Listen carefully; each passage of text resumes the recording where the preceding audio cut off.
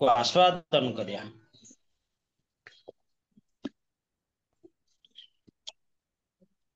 सुदीप्त साथी कोई नाम जे प्रलय नित्य सिद्ध भक्ते से सुदीप्त भाव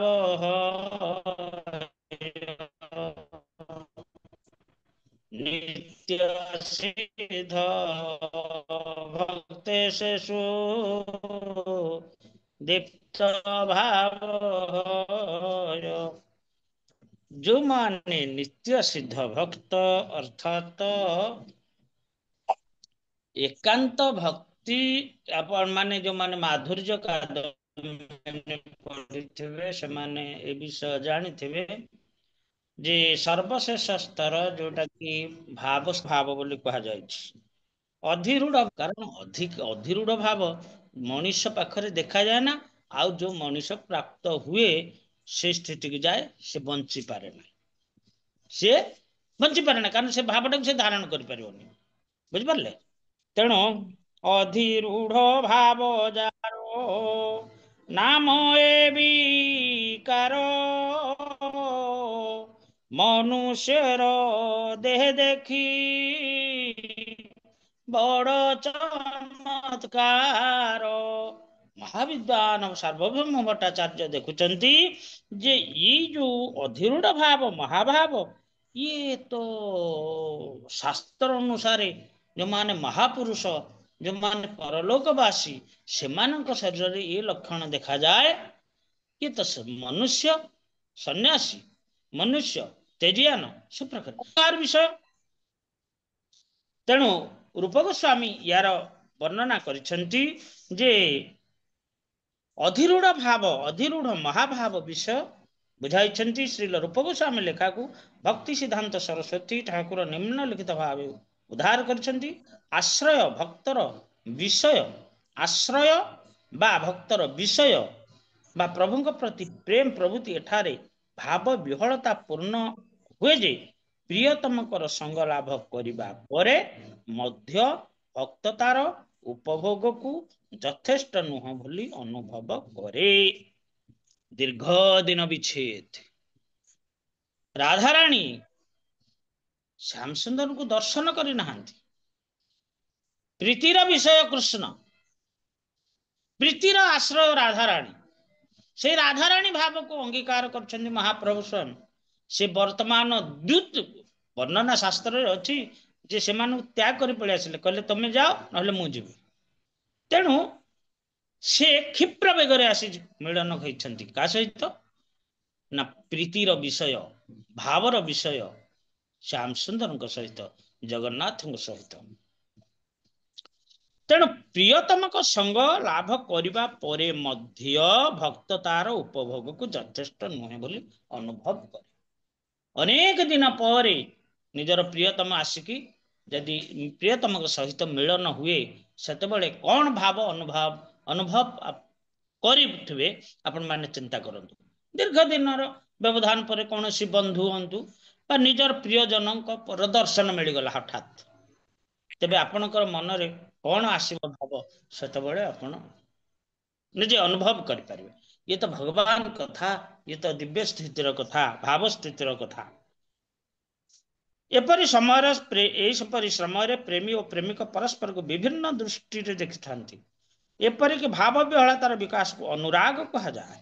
जितेबाला अनुराग सर्वोच्च सीमार पहुंचे शरीर दृश्य हुए सेतबेले यह भाव राग अनुराग जिते सर्वोच्च स्थिति पहुंचे यह भाव कहा जाए।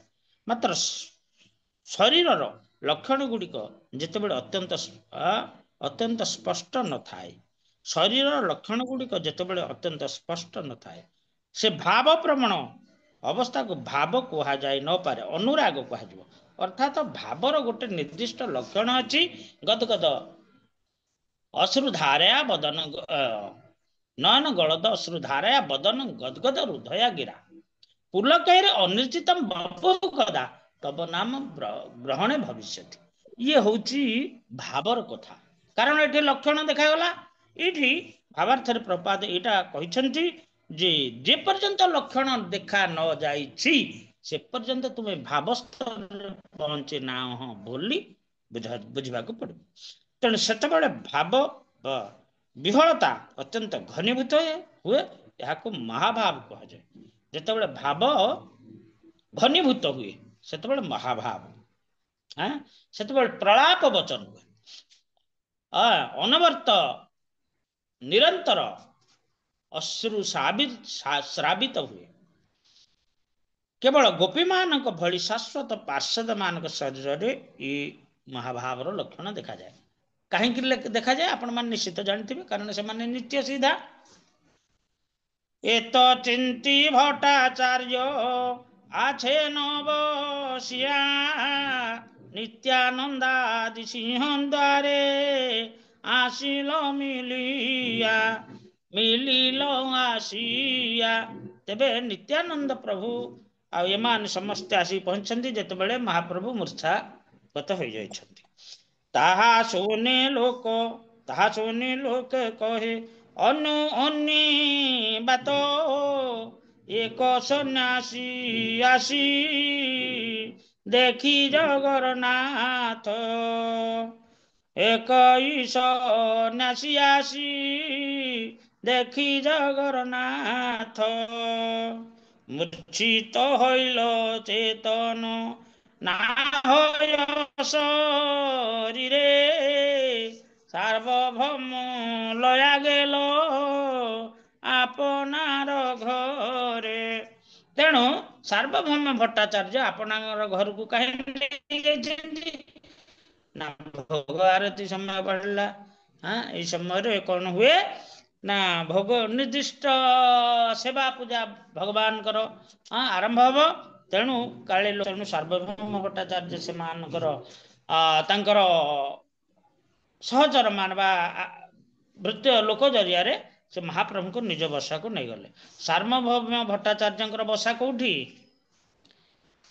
सार्वभौम भट्टाचार्य बसा कौटी अच्छी देखिछन्ति किए से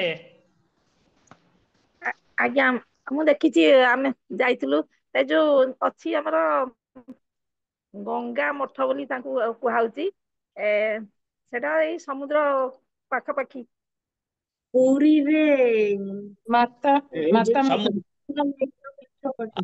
गंगा ये माता मठ कथा कहउछन्ति हेटा सार्वभौम भट्टाचार्यंकर नुहे नाइ माता मठ नुह एटा गुप्त गंगा जो अछि पुरी रे से गुप्त गंगा सेठी तांकर येटा सार्वभौम भट्टाचार्य घर गुप्त गंगा पाखापाखी रे सेठी गंगा मठ दक्षिण विशेष नहीं एते दक्षिण द्वार पटे अच्छी सार्वभौम भट्टाचार्य वासस्थान।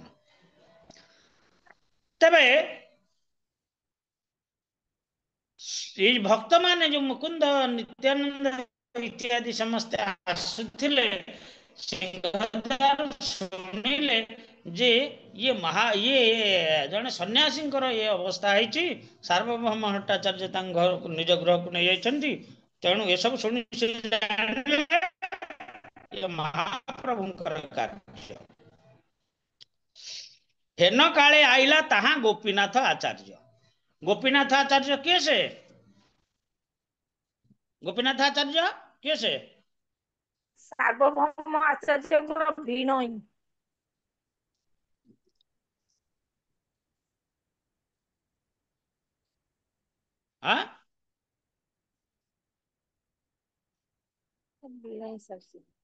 गोपीनाथ आचार्य होती सार्वभौम भट्टाचार्य ये जामाता भिणई बोली कह जाउछि। तबे गोपीनाथ आचार्य होती नदिया निवासी महाप्रभु संबंध में भल भाव जानती। सार्वभौम भट्टाचार्य मध्य जगन्नाथ मिश्र एवं नीलांबर चक्रवर्ती विषय जानती। से सब विद्वान पंडित थिले कोठार नवदीपर भक्ति हूँ प्रभुर तत्व ज्ञाता गोपीनाथ आचार्य नदिया अधिवासी विशारद कर जामाता एवं श्री चैतन्य महाप्रभुकर जड़े भक्त थिले एवं से महाप्रभुकर तत्व उत्तम रूपे जानी थिले। किसे सार्वभौम गोपीनाथ आचार्य महेश्वर विशारद नीलांबर चक्रवर्ती जड़े पढ़ा साथी महेश्वर विशारद से नदिया जिलार विद्यानगर नामक ग्राम बास करुले। मधुसूदन बाचस्पति और वासुदेव सार्वभौम नाम दुई पुत्र थिले। हाँ गोपीनाथ मधुसूदन महेश्वर विशारद जामाता होउछन्ति केसे गोपीनाथ आचार्य एवं पुत्र होउछन्ति केसे मधुसूदन बाचस्पति एवं वासुदेव। जो महाप्रभु संबंध में सब किछि जानछन्ति। सार्वभौम भट्टाचार्य तो नदी त्याग करके आसिक महाप्रभु राज पंडित रूप एपटे सार्वभौम भट्टाचार्य नदिया रहिले अद्वैताचार्य काशी रहिले प्रकाशानंद सरस्वती। ये तीन जन पंडित परस्पर को जानती। मुकुंद सहित पूर्वे आछे परिचय मुकुंद देखिया तार हईला विस्मय। सार्वभौम ये गोपीनाथ आचार्य जिते मुकुंद को देखीदेले मुकुंद को से चिन्हती मुकुंद देखिया तार हईला विस्मय। मुकुंद हाथ देखी कहल नमस्कार तेहो आलंगिया पछे प्रभुर समाचार। मुकुंद कहे प्रभुर यहाँ हईल आगमनी आमी सब आसी महाप्रभुर सने। मुकुंद कहला महाप्रभु आसी आम मानक नहीं आगे दौड़ दौड़ पलि आसिले। हाँ आमे महाप्रभु खोजी खोजी आसुचु। नित्यानंद गोसाई के आचार्य कहल नमस्कार सबे मिली पूछे प्रभुर वार्ता बार बार। सार नित्यानंद महाप्रभु समस्ते जानती। नित्यानंद महाप्रभु जे ये प्रथम थर आछंती श्रीक्षेत्र ताहा नुहे अनेक पूर्वर से आसी जगन्नाथ दर्शन पाई। मुकुंद कहे महाप्रभु संन्यास करिया नीलाचले आइला संगे आमा सभा लइया। आमा सभा छाड़ी आगे गेला दर्शने आमी सब पाछे आइला तार अन्वेषणे। तेणु महाप्रभु सब आमको छाड़ी करी जगन्नाथ दर्शन करने पड़े आसिले। कारण महाप्रभु जानते जे मो प्राणनाथ को हाँ मोर प्राण प्रिय श्याम सुंदर को आज मु दर्शन करी अनेक दिन पर मो सहित कौन समस्त नहीं मु दर्शन करी मोर प्रियतम सहित मोर मिलन हम। हाँ मोर एकांत मिलन आमर भाव हूँ एकांत भाव। तेणु महाप्रभु एकांत भाव दर्शन करने क्षिप्र गति पड़े आछंती। अन्य अन्य लोकेर मुखे जे कथा सुनिल सार्वभौम गृह प्रभु अनुमान कैल। लोक मुखर जानले जे सार्वभौम घरे महाप्रभु अच्छा। ईश्वर दर्शने प्रभु प्रेमे अचेतन सार्वभौम लया गेला आपने भुव भवन। तेणु ईश्वर दर्शन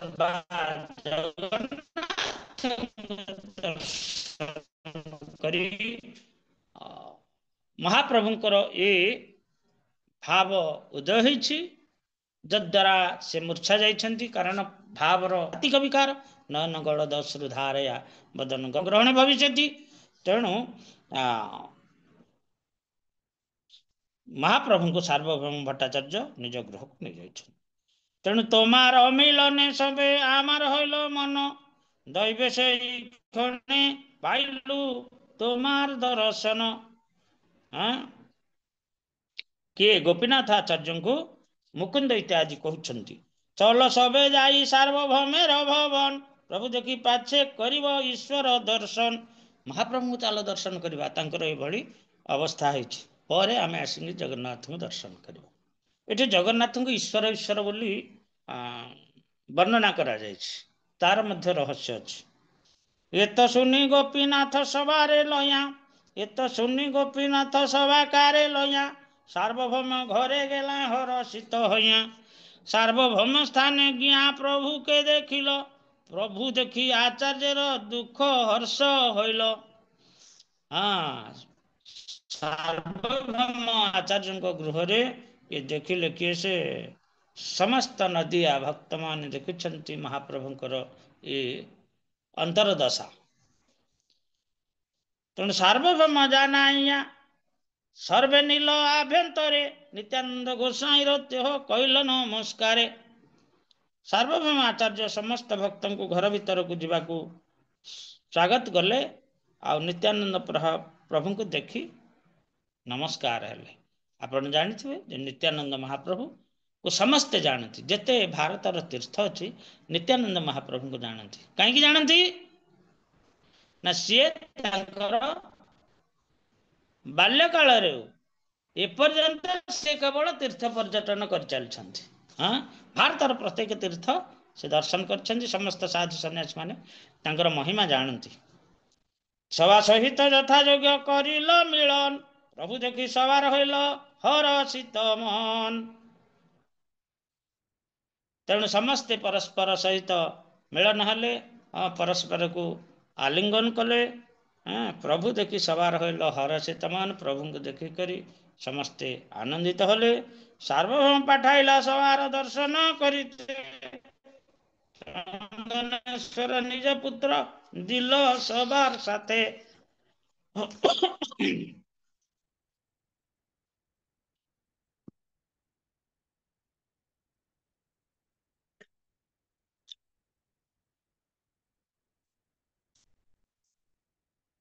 तबे महाप्रभु को दर्शन कर सारिया परे समस्त भक्त को जगन्नाथ दर्शन निमित्त चंदनेश्वर निज पुत्र चंदनेश्वर सहित मंदिर को पठाइले। जगन्नाथ देखी सवार होइल आनंद भावेते आविष्ट होइला प्रभु नित्यानंद। सबे मिली धरी तारे सुस्थिर करिल ईश्वर सेवक माला प्रसाद निदिल। समस्ते भगवान को देखी नित्यानंद महाप्रभु भावा पेशर पहुंचले। कारण महाप्रभु जगन्नाथ को दर्शन भाव मूर्छित हो गले। नित्यानंद महाप्रभु मध्य भाव मूर्छित होगा जाउथले। आउ जो माने थिले सेमानकु कहीं यही दशा आसिलानी, प्राप्त हलेनी।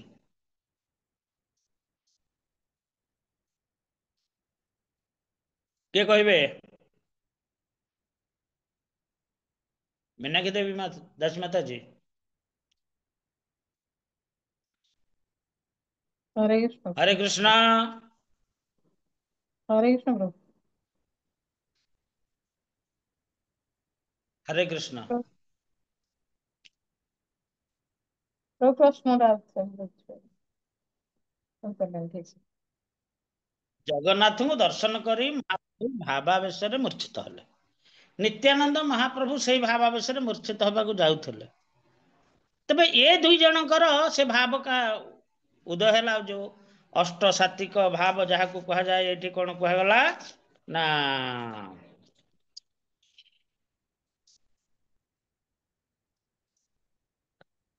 सुदीप्त सात्विक, सुदीप्त सात्विक बा सुदीप्त भाव जोटा कि कह जाए पूरा दिव्य भाव चरम चरम स्थिति अधिरूढ़ भाव बोली जहाँ कह जाए। ये दुई प्रभुंकर उदय है अन्य माने जो माने आसथिले सेमानकर कहीं हेलानी।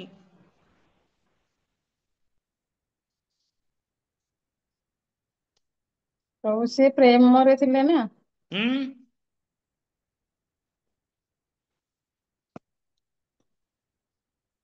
प्रेम रे थिले बोली तांकर हला।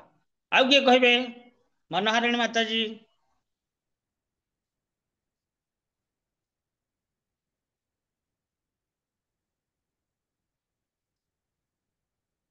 मनोहारिणी माता जी। आज्ञा प्रभु दंडवत प्रणाम। माताजी जहाँ कहली से मीनाक्षी ना मु सोई मीनाक्षी माताजी जहाँ कहले से।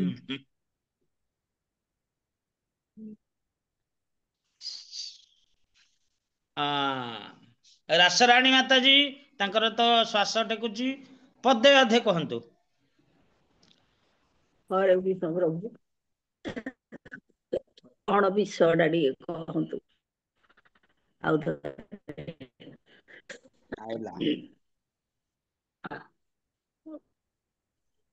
प्रभु जी ଜଗନ୍ନାଥଙ୍କୁ ये विषयटा ଦର୍ଶନ कहूँ କଲା ବେଳେ କରିବ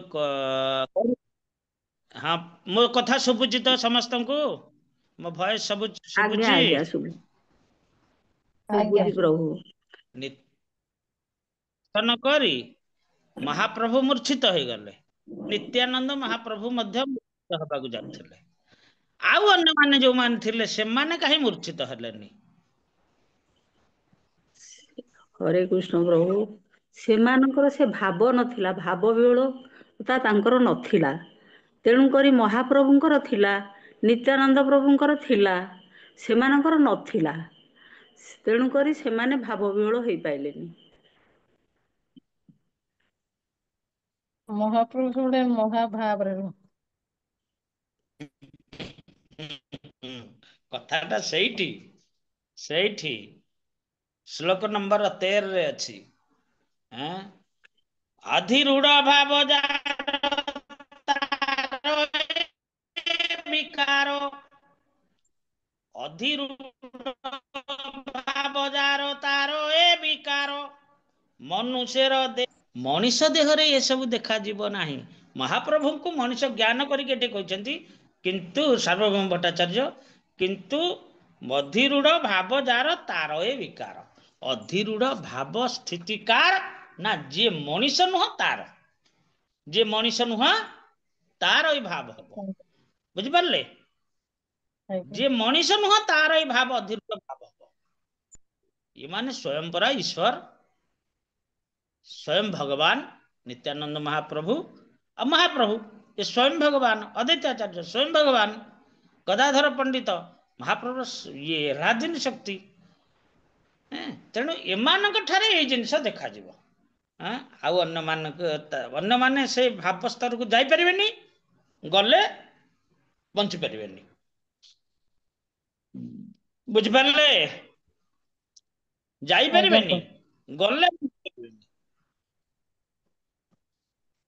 କାହିଁକି ବଞ୍ଚି ପାରିବେନି?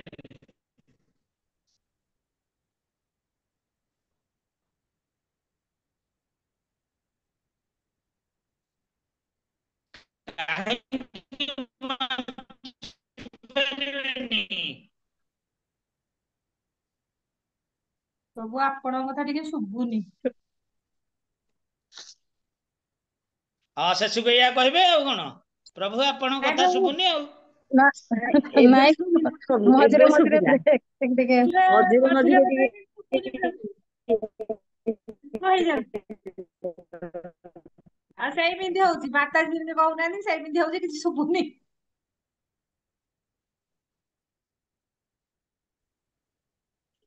ମହାଭାବା ଅଧିରୂଢ ଭାବ କୌଣସି ମଣିଷ ପ୍ରାପ୍ତ ହୋଇପାରନ୍ତିନି। ଯଦି ପ୍ରାପ୍ତ ହୁଅନ୍ତି ବଞ୍ଚି ପାରନ୍ତିନି। କାହିଁକି? ଶୁଭିଲା? ଆଜ୍ଞା ଶୁଭିଲା, ଶୁଭିଲା ଆଜ୍ଞା ପ୍ରଭୁ। ସେ ଭଗବାନଙ୍କ ଦିହରେ ହିଁ ସେଇ ଭାବ ଦେଖାଯାଏ, ତେଣୁ ମଣିଷ ଦିହରେ ସେ ଦେଖାଯିବନି। ଦେଖାଗଲେ ବଞ୍ଚି ପାରିବନି। ଦେଖାଗଲେ ପ୍ରଭୁଜୀ ବଞ୍ଚି ମଣିଷ ପାରିବନି। ମଣିଷ ମଣିଷ ମଣିଷ, କାହିଁକି ନା ଭଗବାନ ଭଗବାନ, ଶରୀର ହୃଦୟ କେମିତି ବଞ୍ଚି ପାରିବ? ହୃଦୟରେ ସେ ଭାବ ପାରିବନି। ମଣିଷ ହୃଦୟ ସେ ଭାବ ଧାରଣ କରିପାରିବ ନାହିଁ।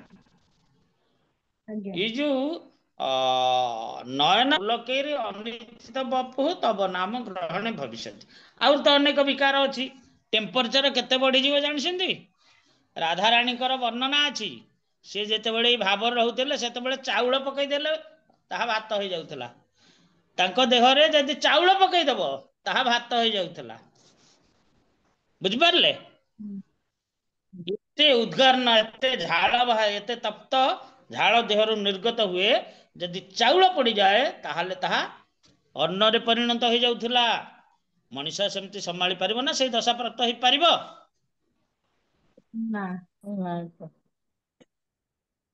ସୁଖ ତୁଳା ଆଣି ନାସାତେ ଅଗ୍ରତେ ଧରିଲ, ଈଶତ ଚଲଏ ତୁଳା ଦେଖି ଧୈର୍ଯ୍ୟ ଧରିଲ।